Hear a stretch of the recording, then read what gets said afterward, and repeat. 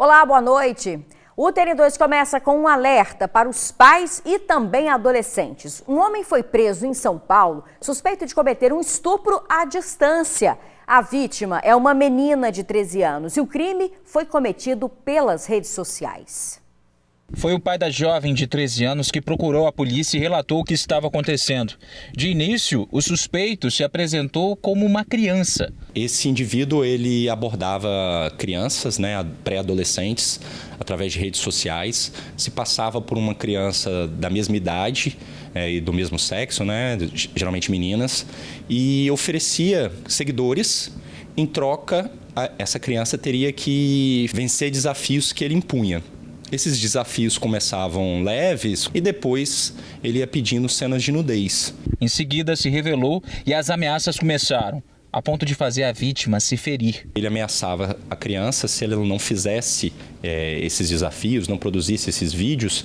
Ele tinha já identificado através das redes sociais quem eram os contatos, amigos, familiares, colegas de escola. Ele ameaçava vazar esse vídeo nesse círculo social da criança, o que teria um impacto devastador na vida dessa menina. O que o delegado acabou de descrever, segundo a Polícia Federal, está sendo denominado como um estupro remoto. A partir do momento que esse indivíduo obriga essa jovem de 13 anos a introduzir objetos nas partes íntimas, a filmar, a enviar esse material para ele, ou então ele vai entregar, divulgar o que ele já tem arquivado dela, é denominado um estupro remoto. A PF acredita que esse indivíduo tenha outras pelo menos 30 vítimas, incluindo uma jovem do Texas, nos Estados Unidos, que passou pela mesma situação. A denúncia gerou a investigação que envolveu até a quebra de sigilos para chegar ao suspeito, que mora em São Paulo. Embora tenha sido cometido à distância, esse estupro de vulnerável é o crime mais grave do que a produção de vídeos pela internet. Então, houve um entendimento que o Ministério Público e o juiz concordou de que deveria seguir aqui pelo Espírito Santo, até porque até aquele momento a gente não tinha identificado outras vítimas. Agora, com o depoimento, o interrogatório do preso e as perícias que vão ser feitas no material apreendido, celular, notebook, pendrives, nós vamos identificar outras vítimas para aí, se for o caso, a justiça daqui processar ou a justiça de cada local. Esse especialista em crimes cibernéticos compara a internet com a rua, como está fora de casa para crianças e adolescentes. Então, os pais primeiramente precisam saber que a internet é rua. Os mesmos riscos que existem nas ruas existem também no ambiente digital. O pai e a mãe, quando dá um aparelho celular para um filho, tem que estar ciente que tem que, junto com o celular, dar as orientações e as dicas de segurança. Primeira coisa, não conversar com o estranho. Outra coisa muito importante é respeitar as idades indicativas dos aplicativos. E orienta o uso de aplicativos para controlar o acesso de crianças e adolescentes à internet, principalmente nos celulares, que guardam o mundo a um clique.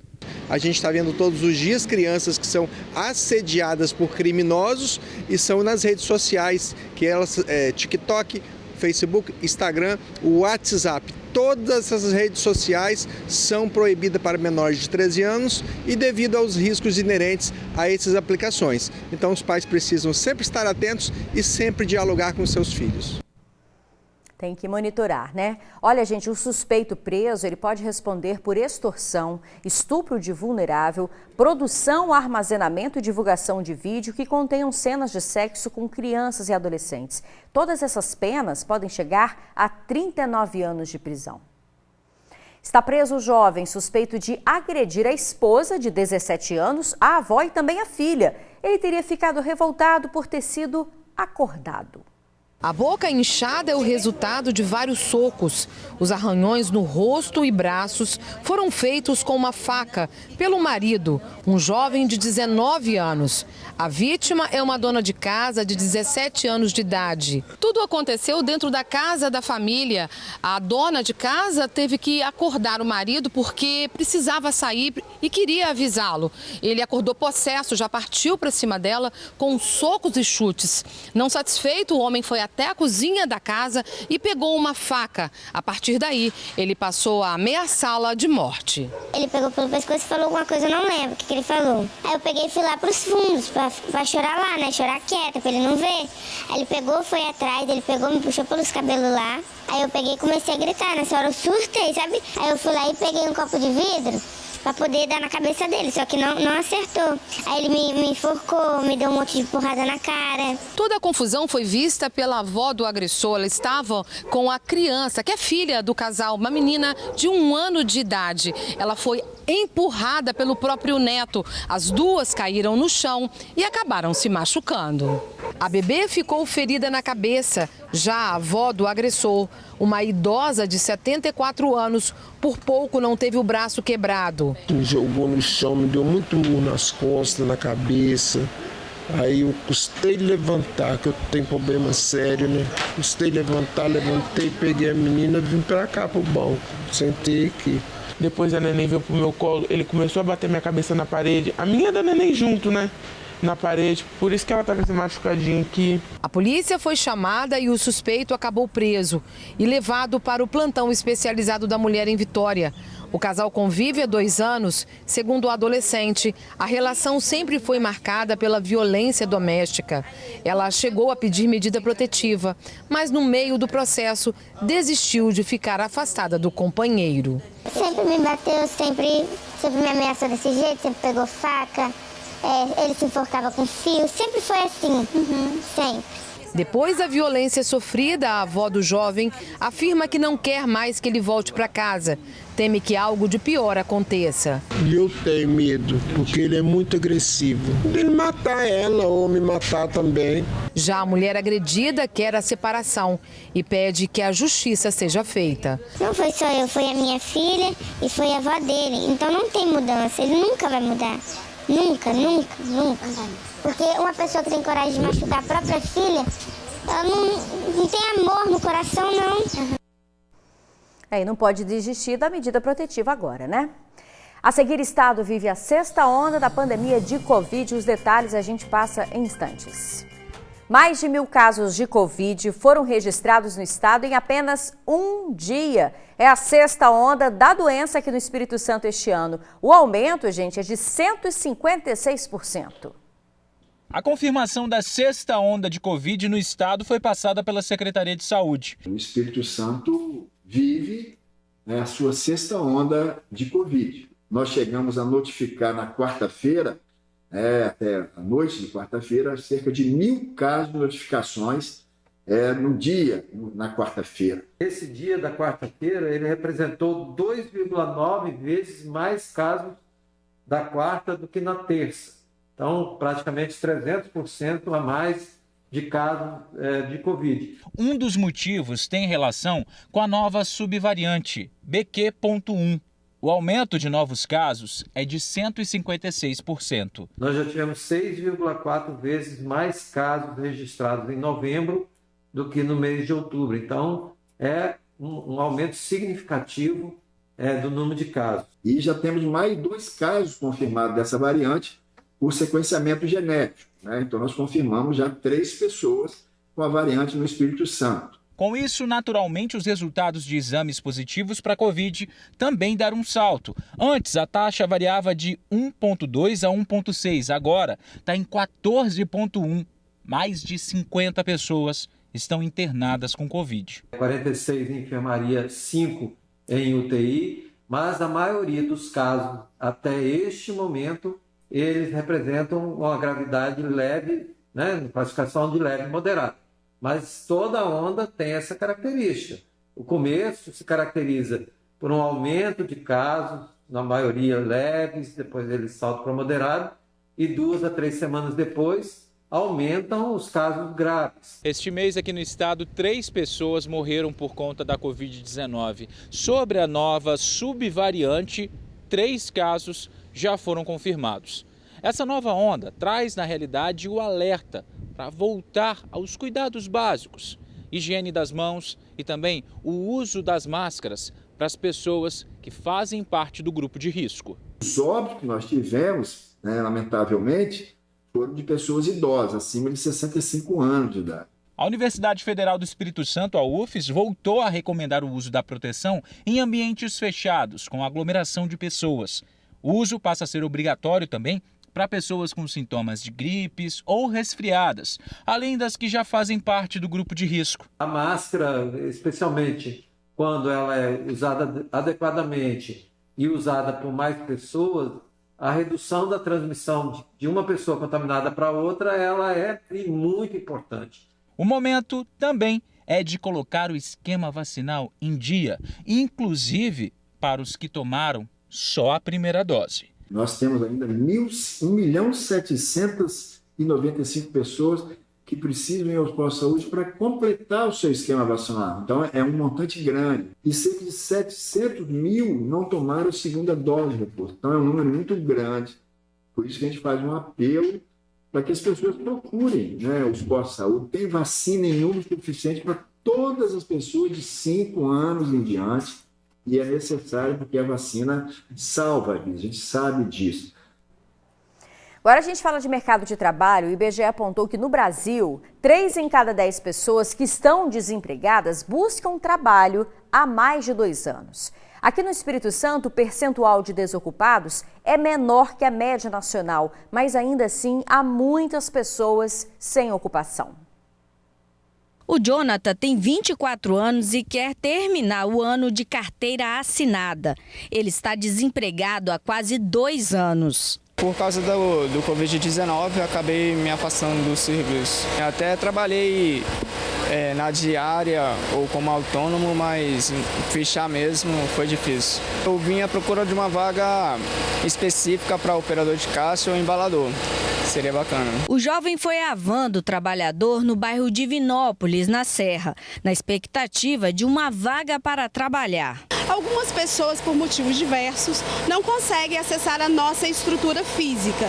Por isso, a gente traz a van, o nosso cinemóvel, para dentro da comunidade, para a gente possibilitar as pessoas terem esse acesso, poderem concorrer a essa vaga de emprego. Só este ano, 1.300 trabalhadores conseguiram emprego com a ajuda da van. Ações assim se tornam cada vez mais necessárias. O Brasil tem hoje 9 milhões de pessoas desempregadas. Segundo dados do IBGE, de cada 10 pessoas sem emprego, 3 delas procuram vaga há mais de 2 anos. Isso mostra a dificuldade dos profissionais em se reinserirem no mercado de trabalho. A Elisete se enquadra nesta situação. Há 6 anos, ela tenta uma vaga de auxiliar de serviços gerais. Tem que batalhar bastante, né, para conseguir um emprego de carteira assinada. Tem que batalhar bastante, correr atrás. Trabalho com cosmético, ganhar um dinheirinho extra, né, para ajudar em casa. Mas o emprego, se fosse de carteira assinada, seria melhor? Bem melhor, porque tem os direitos. No Espírito Santo, a taxa de desocupação é de 7,3%. Ela é menor que a taxa nacional, que é de 8,7%. Isso mostra como está a economia do estado. O estado do Espírito Santo alcançou aí a 11ª menor taxa de desemprego entre os estados brasileiros no 3º trimestre de 2022. Para quem está na busca por uma vaga de emprego, é preciso estar atento. Nos últimos anos, o estado do Espírito Santo vem apresentando um crescimento do PIB maior do que a média nacional, seja aí no setor de serviço, comércio, construção, indústria, agropecuária. Estamos com expansão da nossa economia. Isso possibilita a gente entender esse aumento do emprego no estado do Espírito Santo. Uma outra característica muito importante é que a economia capixaba é uma economia equilibrada. Isso é muito positivo para atrair investimento. No Dia Mundial do Empreendedorismo Feminino, tem exemplo daqueles que a gente se inspira e se fortalece. Aguarde para ver. O Brasil é o 7º país com o maior número de mulheres empreendedoras no mundo. São 30 milhões. No Dia Mundial do Empreendedorismo Feminino, veja agora um dos exemplos de superação. O dia a dia da Jéssica começa assim. Ela coloca o assado na estufa, ajeita a sobremesa na bandeja para dar água na boca do cliente esquenta o óleo e começa a fritar os salgados das encomendas. Ah, ainda tem que dar tempo de fazer aquela propaganda, né, nas redes sociais. Mulher, não é mole não, viu? Mas a gente dá conta. Dá conta. A gente tem que dar conta, né? A mulher sempre dá conta de tudo. Dona de casa, mãe e de tudo. Trabalha pra fora ou faz seu próprio negócio, como eu. Jéssica tem 24 anos. Sim, é nova no empreendedorismo, mas já realizou alguns sonhos. Um deles é a GM Salgados. GM por conta do nome mesmo, tá? Jéssica Martins. Há 3 meses ela conseguiu abrir a própria loja, que fica em Parque Residencial Laranjeiras, na Serra. Ainda tem alguns detalhes a serem feitos, mas a satisfação de ver o local aberto e funcionando é imensa. Pra mim é um grande passo, assim, tanto na minha vida como na vida de todos os meus familiares. Mas para chegar aonde chegou, a Jéssica passou por muitos percalços. Se ela contar metade das dificuldades que ela enfrentou nos últimos 10 anos, muita gente nem vai acreditar que ela conseguiu construir tudo isso aqui. Na vida profissional, a Jéssica passou por várias profissões. Ela já foi cabeleireira, faxineira, ajudante de pedreiro, atendente de loja, e em cada um desses trabalhos ela tirava no máximo R$300 por mês, até de fato conseguir um emprego de carteira assinada e poder investir no próprio negócio. Na vida pessoal, a Jéssica passou por vários abusos sexuais, relacionamentos abusivos, humilhações e agressão física. Nós chegamos a mostrar aqui no TN o caso da Jéssica. Ela foi mantida em cárcere privado pelo ex-companheiro, foi agredida e, em um descuido do agressor, conseguiu pedir socorro. Hoje ele está preso e Jéssica se reergueu, está se dedicando ao próprio negócio. A dor, você vai sentir dor, mas o sofrimento é opcional, né? Apesar de muita dor, você não pode dar lugar somente ao sofrimento, porque você não pode desistir, cara. Você nunca pode querer desistir, porque você não pode desistir por você mesma, sabe? Você precisa conseguir. Independente das dificuldades, independente do que você está passando, né? Independente das lutas, já passei por depressão, já passei por ansiedade. E isso aqui me ajudou muito para mim poder lutar contra a ansiedade e contra a depressão. Como mulher, Jéssica reconhece a luta de muitas em busca da independência financeira. No Brasil, segundo o Sebrae, mais de 10 milhões de mulheres lideram empreendimentos. E com certeza, elas começaram assim, com um sonho, que aos poucos foi se tornando realidade. Cara, eu não tenho dúvidas de onde eu quero chegar. Eu amo o empreendimento, eu sou apaixonada por isso aqui. Parabéns, viu? Olha, gente, o Instagram da Jéssica é @gmsalgados. Boa noite para você, bom fim de semana. Até segunda-feira.